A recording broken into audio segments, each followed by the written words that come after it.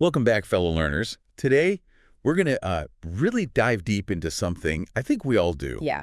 But we probably don't think too much about Right. bathing Yes. from ancient rituals to, Modern shower. modern showers. Yeah, just getting clean. Absolutely. So get ready to, soak in some fascinating history. Lots to learn. Now, did you know that Queen Elizabeth I only bathed Really? once a month?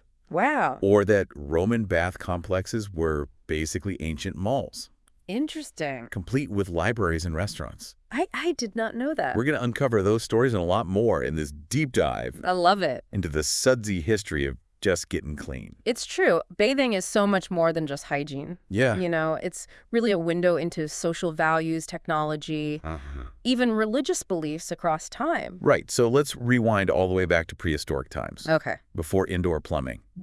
Right. How did our ancestors keep clean? Well, they had to rely on natural water sources, right? Right. Rivers and hot springs. Okay. But it wasn't just a quick rinse and go. Right. Evidence suggests that they saw water as purifying, Yeah. even a spiritual force. Interesting. They used tools like scrapers made from bone Oh, wow. for grooming. So imagine a world without your faucets. Yeah. Water would have held a much deeper meaning back then, right? It really makes you appreciate that hot shower, doesn't it? For sure. So even in prehistory, there's that link between water and ritual. Exactly. And that connection to ritual becomes even more pronounced as we move into ancient civilizations. Okay. Like Mesopotamia, for example. Okay. Archaeologists have unearthed some of the earliest purpose-built baths there, Oh, wow. but they were mainly for ritual purification. Okay. Tied to religious ceremonies. So more like a sacred space Yes. than just a quick scrub before dinner. Exactly. What about the ancient Egyptians? Weren't they pretty famous for their cleanliness? Absolutely. Daily bathing was like the norm in ancient Egypt. Oh, They used water, of course, but also natron, which is a naturally occurring salt that acts a lot like soap, and even scented oils. wow. Talk about an early spa experience. Right. Daily bathing thousands of years ago. That really puts my morning routine to shame. I know. Why were they so meticulous about cleanliness? Well, cleanliness held both practical and spiritual significance for them. Okay. And it wasn't just the Egyptians. The Indus Valley civilization had the Great Bath of Mohenjo-Daro, Okay. this massive public structure Wow. with its steps leading into a central pool shows how important communal bathing was to their society. Like a pool party for an entire civilization. You could say that. I kind of like their style. Yeah. It's amazing how these ancient cultures incorporated bathing into their daily lives, but in such different ways. Yeah, and speaking of incorporating bathing into daily life, Yeah. no one did it quite like the Greeks and Romans. Right. They elevated bathing to an art form. Okay, now we're getting to the iconic bathhouses we've all seen in the history books. Yes. Togas, marble columns, the works. Exactly. But before we get to those Roman megaspas, Yeah. let's start with the Greeks. Okay. They believed that bathing was essential for both physical and moral virtue. Okay. So a clean body, Yeah. a clean mind, a clean soul. Wow. It was all connected. So it wasn't just about hygiene, Yeah. but about cultivating character. Exactly. Right. And they didn't skimp on aesthetics either. Okay. Greek baths were often adorned with mosaics and sculptures. Nice. It was part of their overall appreciation for beauty and harmony. Talk about a sophisticated soak. Right. But I have a feeling that the Romans took this whole bathing thing to a whole other level. Oh, you bet they did. Roman bathhouses or thermae were like ancient leisure centers. Oh, wow. We're talking massive complexes with hot and cold baths, Oh. libraries, gardens, exercise areas, Wow. even theaters and restaurants. Wait, libraries in bathhouses? Yeah. Were they reading scrolls while soaking in hot springs? It might sound strange to us, Yeah. but for Romans, these thermae were social hubs for people of all classes. Right? They integrated bathing seamlessly into their daily lives. Interesting. And the entry fees were pretty affordable, making it accessible to most citizens. So it wasn't just a luxury for the elite, No, not at all. but a part of everyday Roman life. Yeah. It really makes you wonder what our modern gyms and spas are missing. Right. Maybe a philosophy lecture or a poetry reading by the jacuzzi? Maybe the Romans were onto something. Yeah. Unfortunately, this golden age of bathing didn't last forever. Oh, no. After the fall of the Roman Empire, things took a bit of a dip, you could say. A dip? You mean people stopped bathing? Yeah. After all those amazing bathhouses? What happened? Well, during the Middle Ages, there was a decline in bathing in Europe. Wow. And this was due in part to shifting religious attitudes. Okay. Public bathing, especially for mixed genders, became associated with immorality. Oh. The focus shifted to spiritual purity rather than physical hygiene. So all those Roman bathhouses suddenly went out of fashion. Pretty much. Plus, Yeah. some medical theories at the time Hmm. claimed that bathing was actually harmful. What? Yeah, they believed it opened up your pores and made you vulnerable to diseases. Wait, so they thought getting clean made you sick? It seems counterintuitive to us now, Yeah. but that was the prevailing belief back then. Wow. So instead of regular baths, Yeah. people turned to perfumes, scented oils, Okay. and frequent changes of clothes to try and stay fresh. Perfume instead of a shower. Yeah, I guess that's one way to mask body odor, right. but I'm not sure how effective it really was. Well, it was the best they had at the time. Okay. But don't worry, bathing eventually makes a comeback. Oh, good. It's a real roller coaster of a hygiene journey. Okay, I'm definitely intrigued. A decline and then a comeback. We'll be right back to find out how bathing gets back on track. Yeah. All right, so we left off with bathing taking a nosedive in the Middle Ages. Yeah. How does it climb back into favor? Well, during the Renaissance, there was a renewed interest in all things classical, Right. including those glorious Greek and Roman bathhouses. So a little bit of nostalgia for the good old days of soaking and socializing. Exactly. Public bathhouses didn't quite make a comeback. Right. But elaborate private baths became a status symbol among the wealthy. Okay.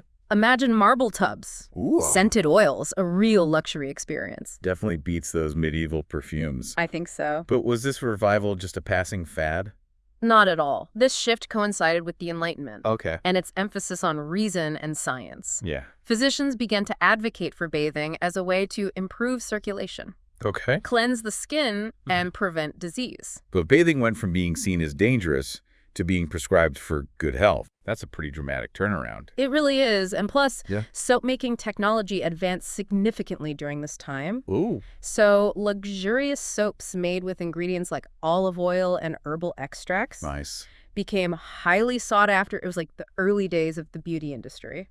Wow. From fearing water to fancy soaps. What a journey. I know, right?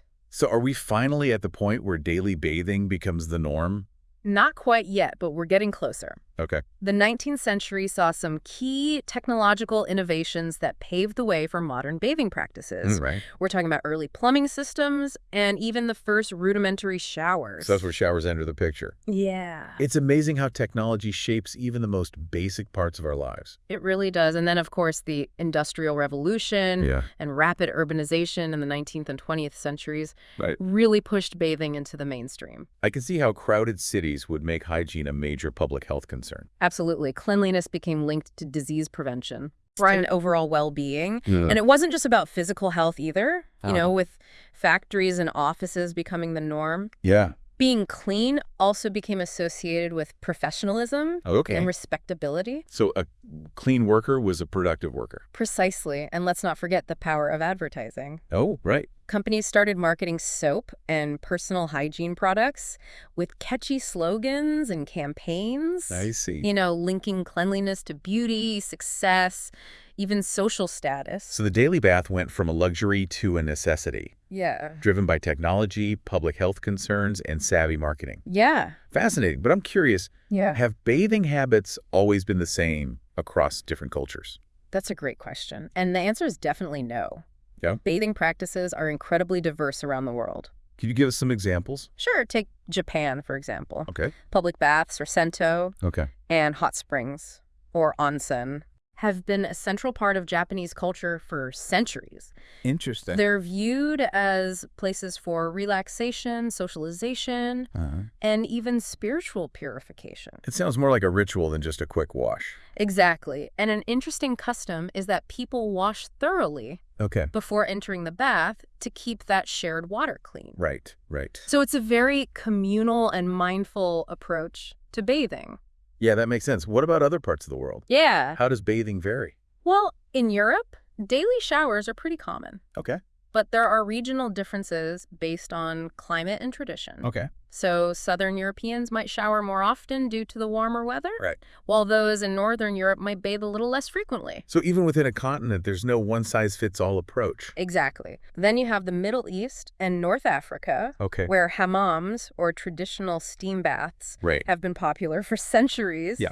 They involve steaming, scrubbing, and rinsing, Okay. often with a special black soap. Interesting. And it's as much of a social event as it is a cleansing ritual. It sounds invigorating, but I imagine in parts of the world facing water scarcity, Yeah, bathing practices are quite different. absolutely. In many developing countries, water is a very precious resource. Like, So people might bathe less frequently okay. or use bucket baths to conserve water. It's a good reminder that something we take for granted is a luxury for many. Yes, it is. So we've gone from ancient rituals to modern conveniences. Yeah, But it seems our views on bathing are still evolving. they are. What are some of the modern perspectives on bathing? Well, dermatologists are raising concerns about excessive bathing. Okay. All those hot showers and harsh soaps Yeah. can actually strip away the skin's natural oils, Oh, leading to dryness and irritation. So they're recommending shorter, lukewarm showers and gentler cleansers. so less is more when it comes to scrubbing up. In some cases, yes. And we're also becoming more aware of the environmental impact of our bathing habits. Yeah. Right? All that hot water doesn't come for free. Exactly. Are there ways to make our bathing routines more eco-friendly? Absolutely. Things like low-flow shower heads, Okay. shorter showers, and even alternative practices like dry shampoo are Yeah. becoming increasingly popular. So we're starting to see a shift towards more mindful and sustainable bathing practices. Exactly. And with that, we've come full circle Right. from ancient rituals Yeah. to modern anxieties. It's amazing how something as simple as bathing has such a rich and complex history, Right. reflecting our changing values, technology, and understanding of the world. Definitely. I know. Who knew there was so much to learn about getting clean? Right. And speaking of learning, Yeah. it seems we've only scratched the surface of this sudsy subject. Yeah. You know, for all the technological advances and the cultural shifts we've talked about, Yeah. there's one aspect of bathing that seems Timeless. timeless. Yeah. Right. The idea of bathing as a form of self-care Oh, yeah. and relaxation. A long hot bath is still the ultimate way to unwind Absolutely. and de-stress. Yes. Even with all our modern distractions, there's something inherently soothing about immersing yourself in water. There really is, and there's science to back that up. Okay. Studies have shown that warm baths can have a positive effect on mood and even relieve muscle tension. Interesting. It's like a warm hug Yeah. for your body and mind. I like that. Yeah, So bathing is both ancient and modern, it is. practical and therapeutic. Yeah. It's woven into the fabric of human history and personal well-being. It really is, and it makes you wonder, what does the future of bathing hold? Right. What will we see? Yeah, will we see even more high-tech, Yeah. eco-friendly showers? Or like a return to communal bathing experiences. Ooh, that's a good one. Maybe we'll all have those sauna showers from Star Trek. Right. Who knows? That would be interesting. But seriously, Yeah. it's fascinating to think about how our values, Yeah. technology. Our understanding of hygiene. Yeah. How those will shape our bathing practices. This deep dive has definitely made me appreciate the history and complexity Me too. of something I usually take for granted. Absolutely. It's a great reminder that even the most everyday activities Yeah. have fascinating stories to tell. Well said. And who knows, maybe this will inspire some of our listeners to rethink their own bathing routines. Yeah. Maybe a shorter, cooler shower Yeah. or a luxurious soak with some aromatherapy Ooh, I like that. is in order. Right. Or maybe even a trip to a traditional Japanese onsen. Ooh, yeah. The possibilities are endless. That's the beauty of learning, isn't it? Yeah. It opens up a whole new world. Possibilities. So to all our fellow bath enthusiasts out there, Yeah. keep exploring, keep learning, Ah. and keep those baths both enjoyable and sustainable. And if you come across any interesting bath time trivia, Yeah. be sure to share it with us. We love a good bath time story. We do. Until next time. Happy bathing, everyone.